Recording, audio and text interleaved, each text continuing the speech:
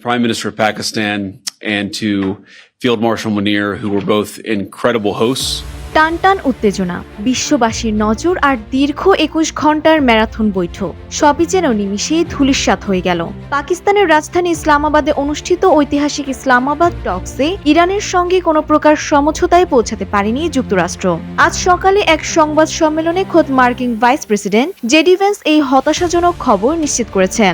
The bad news is that we have not reached an agreement.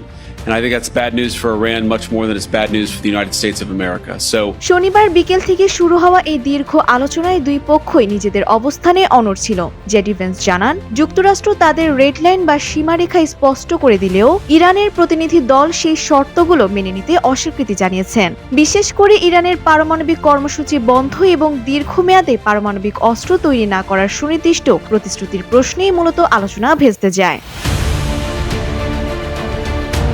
Vance বলেন, ভালো খবর হলো আমরা ২১ ঘন্টা আলোচনা করেছি, কিন্তু খারাপ খবর হলো আমরা কোনো চুক্তিতে পৌঁছাতে পারিনি। তিনি আরো বলেন, ইরান পারমাণবিক সক্ষমতা অর্জনের চেষ্টা করবে না এমন গ্যারান্টি ছাড়া ওয়াশিংটন কোনো সমঝোতায় যাবে না। তবে আলোচনার এই ব্যর্থতার জন্য আয়োজক দেশ পাকিস্তানকে দায়ী করেননি ভ্যান্স, বরং প্রধানমন্ত্রী শাহবাজ শরীফ এবং সেনাপ্রধান ফিল্ড মার্শাল আসিম মুনিরের আতিথেয়তা ও আন্তরিক প্রচেষ্টার প্রশংসা করেছেন তিনি। ভ্যান্সের মতে, পাকিস্তান দুই দেশের দূরত্ব কমাতে সর্বোচ্চ চেষ্টা করেছে, কিন্তু তেহরানের অনমনীয় মনোভাবের কারণে কোনো চুক্তি ছাড়াই পাকিস্তান ছাড়ছে মার্কিন প্রতিনিধি।